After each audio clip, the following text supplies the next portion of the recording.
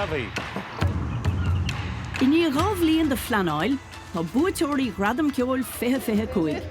Mé féin, Áine Hensey in a measc. Agus an Commodore clúteach Neil Martin. 2, 3. Tar éis tuairt faoi thuras leabhhealach timpeall na Crinne go dtí an tSeapáin. Le ceolchoirm a chruthú nach bhfuil cosú le rudair bith atá déanta agin hama.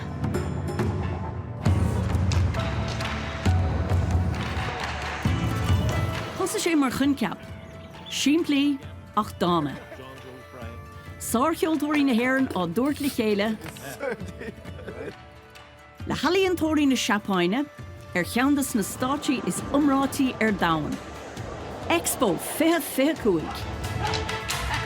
Gá Ilan, 10,000 kiloméadar ó na chéile. Scartha le muir agus le tír. I teach le chéile tríd an cheol agus an samhlaíocht.